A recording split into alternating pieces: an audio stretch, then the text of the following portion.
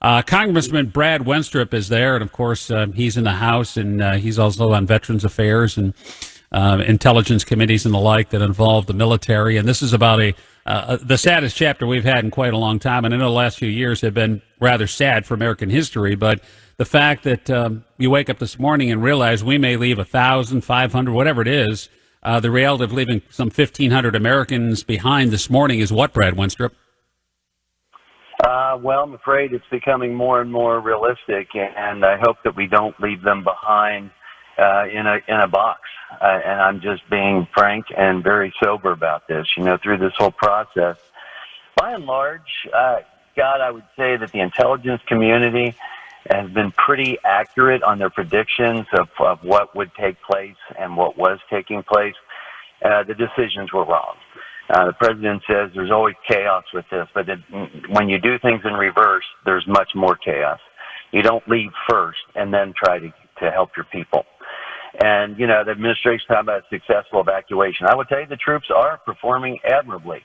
And it's not just our troops, it's that of our NATO allies who are extremely disappointed. And I can get to that a little bit later. But, right now, Secretary of State Blinken says there's about 1,000 that are still there, and they have instructions to about 500. Well, maybe that 500 are the people that are outside the gate that are being told to leave. It's now being reported, as I kind of suspected would happen, that CIA is going to be involved with trying to extract people. The CIA is a different story because the optics are much different. You don't know about the CIA, whereas we have the Vietnam Wall of everyone who lost their lives in Vietnam.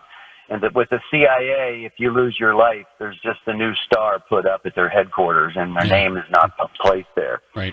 And so then it would appear, well, our military's out. You can say the military's out. So it sounds like the CIA potentially are going to be the ones performing the covert operations, primarily. I also hear other reporting that the number of U.S. citizens are much higher than what the Secretary is saying. And it's very concerning from the get-go. When I, as a soldier, hear no soldier left behind, that pertains not only to those Americans in uniform, but those Americans that happen to be in the arena or abandoned. And, in this particular case, we've been pushing since April to try and get out the Afghanis that have really worked with us and put their lives on the line, and were promised that they would be protected and be able to come to America. And so are we leaving them behind as well? And so the situation, unfortunately, just seems to get worse and worse. And we talk about no soldier left behind, and we're hearing words out of the administration. It's like, well, we're going to get as many as possible. And I don't understand when they say, we're just going to get those, and we're going to get those that want to leave. Well, I guess there may be a few that don't want to leave, but I find it very hard to believe that any U.S. citizen wants to stick around right now. So we're closing the gates around there.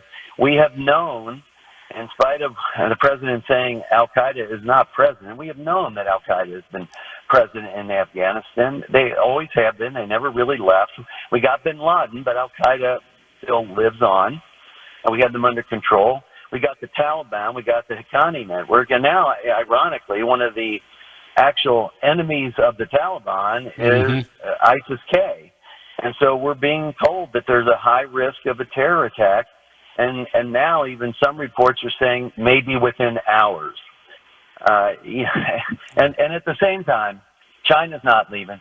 Russia's not leaving. No. They're prepared to rape this country of all its assets and empower themselves even further. Brad, let me interrupt a second here. Brad Wenstrup on the show, Congressman on 700 WLW. The enemy of our enemy is our friend. Is that not true in the case of, I guess, ISIS-K? Why would ISIS, if ISIS is the enemy of the Taliban, why would they attack Americans and those who are fleeing from the Taliban? Isn't that then their ally too? How does that work? Well, it depends on which way you're looking at that expression, because, ISIS-K is the enemy of America, right? Right. And Taliban is the enemy of America. So right. There you have it. The enemy of my enemy is my friend. And so I don't know that the Taliban in this particular situation is going to be particularly disturbed with ISIS, because they're hunting the same enemy. And look, with the way they operate, you know how it is. If you have a crowd, we'll kill. This is the way that they think. This is the way that they operate.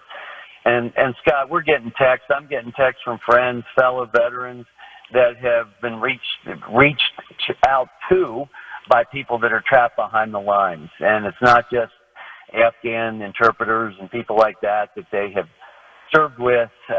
We know that there's Americans that are in desperate situations as well. Okay.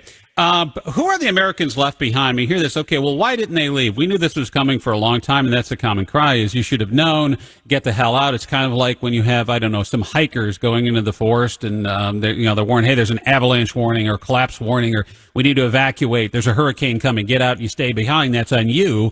How does that compare to who's left in Afghanistan? I'm guessing when you hear Americans left behind, it's not a family of four who's at an Airbnb enjoying the sights, sounds, and fun in Afghanistan and Kabul. It's someone entirely different. Who's that? So, there are a lot of people there on humanitarian missions. There are non-government organizations. I've been hearing from religious faith-based groups that have been doing work in Afghanistan. And, the president last week or so said, well, I told everyone to get out a few weeks ago. Well, the real question is, did you tell them why? And did you tell them how? Did you tell them that the threat is so imminent? Did you tell them that it's really important? Did you really press on this? Did you sit down with all your resources as President of the United States and say, where are all the Americans and who are they? Because I want to make sure we get them out first before we leave them unprotected. And I don't see that necessarily happens. And the same with the foreign nationals. Even though as members of Congress we were pushing for this, I can tell you that the rumblings from Congress are bipartisan. We had a brief the other day, bipartisan brief, and I can tell you that the feeling is very, very much that we want the president to extend beyond August 31st to make sure we get all of our Americans out and those that we work with. This is personal. I heard from one of the interpreters that I served with in Iraq, who's now a U.S. citizen. He's now a physician in the United States. I mean, his whole family, they're so thrilled to be here, and he's a great American. And he sent me a text, and he said, this is very, very disheartening. He said, American morality is being tested, and it's not doing well so far. You can go back to your congressional record, too, of 1975. Senator Joe Biden, in his first term, says we have no obligation, moral or otherwise, to evacuate foreign nationals. It's right there. Is this the attitude of our president? And, it's obviously that's concerning, and the reputation of America is greatly threatened. You hear more and more people, our allies, speaking out. You just recently may have seen, a gentleman from Great Britain, Nigel Farage, and he was on, I think, Fox, and he said, there is no way right now that Parliament is going to agree to any further military operations and cooperation with the United States of America until this administration is gone. I mean, and there's your problem, right? Because we heard of the last 4 years and how bad that was for American world relations, and that we're restoring faith in America, and literally within a year, we have this. And this is certainly a travesty and a debacle of epic proportions this morning as we wait and see if the airport in Kabul, Afghanistan will fall at the hands of ISIS-K, how many Americans will be left behind, and also how many Afghans who helped us will be left behind as well. There was an agreement, right? I mean, the Taliban said, hey, we signed this paper, and it started under President Trump, by the way. We agreed to have this withdrawal, and simply they control the terms, and they're the ones saying, hey, August 31st is a hard deadline. You can't go past it. Now, ISIS is kind of pushing that deadline up by days now, making things inevitably worse. But why is that timeline so inflexible, Brad Wenstrup? Well, it's interesting whose timeline it has become.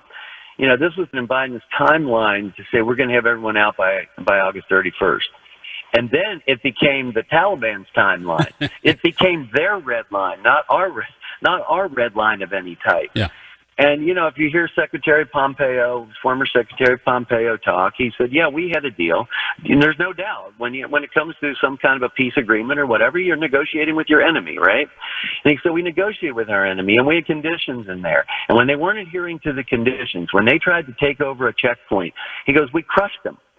And that's one of the key things about evacuation is if you can't get through a checkpoint, you can't be evacuated.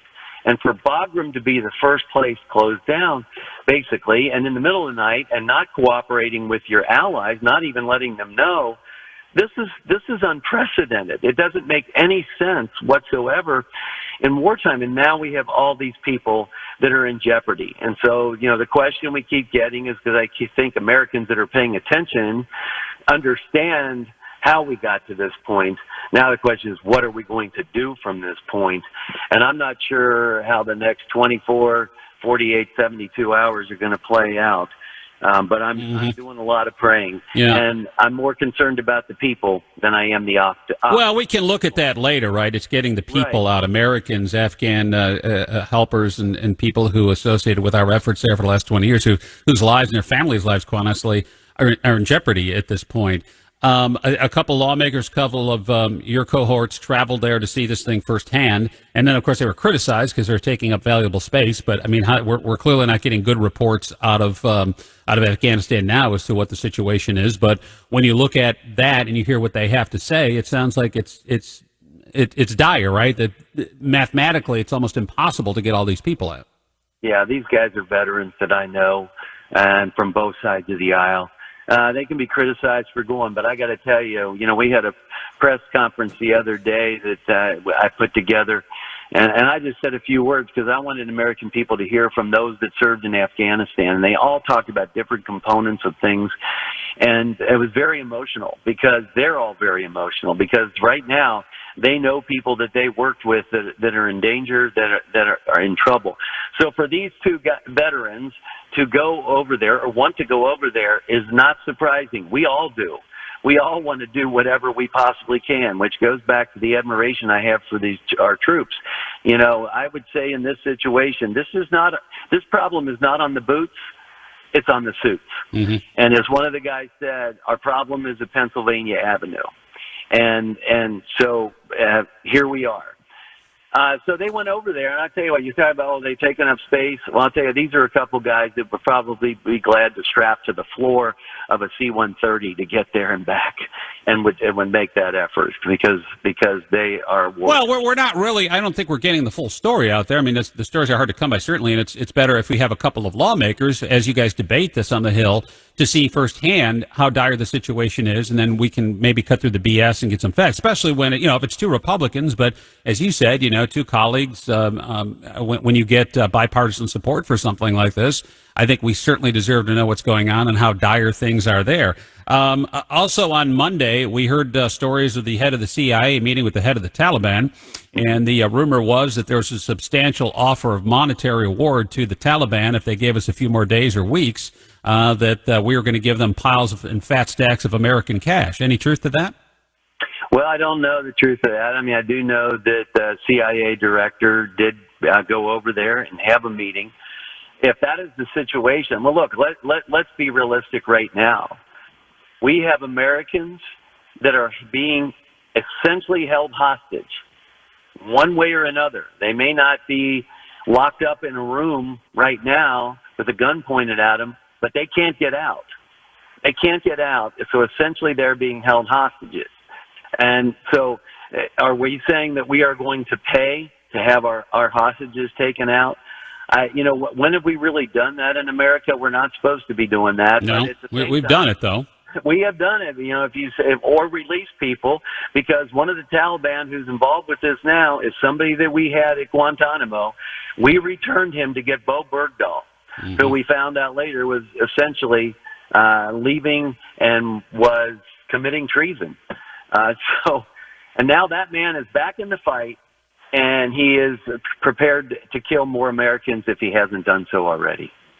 I know a lot has been made, too, Brad Wenstrup, about all the armaments we left behind. I won't run through the list. It's long, it's expensive, it's billions of dollars worth of stuff. I look at the vehicles, and having a former producer who repaired those things, he said, I don't know if they have if they're going to be able to get the parts, and because they break down because of the desert. But the scary part about it is the guns. It's the rounds of ammunition. It's the NATO rounds. It's it's millions of NATO rounds. It's hundreds of thousands of weapons of every way, shape, and size that are going to be used against us in a terrorist activity. There's no other way about it. To think that somehow the Taliban is this nation state, this new aspiring government, they've got all our weapons, and more importantly, a lot of the stuff that they have is highly technical, which they're going to turn right over to the Chinese if they don't have it already. Yeah, you took the words out of my mouth. You presented the imminent threat, right? Is ammunition and weapons that they can use right now and understand and know how to use. But you talk about the equipment, the planes, et cetera, et cetera. We did, if you look at the raid on that we had in Afghanistan to get bin Laden, we had a helicopter go down. We destroyed it. We didn't leave it. So this is part of the process in a desperate situation that you do, is you destroy your equipment so the enemy can't learn from it.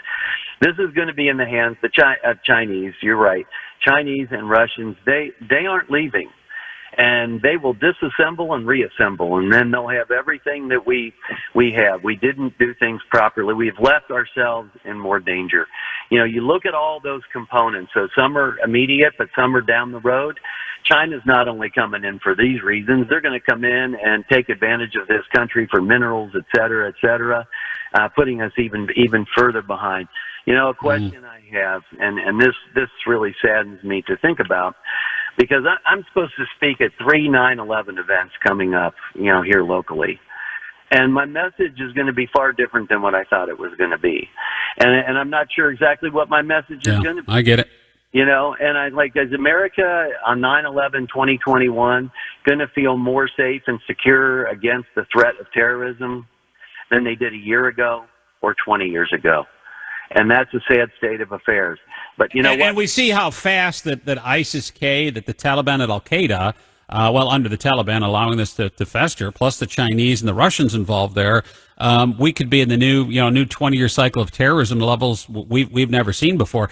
Brad Wenstrup, I got to get going. Always appreciate the time, sir. A congressman, of course, military veteran, decorated military veteran, and surgeon as well. And we're saying that.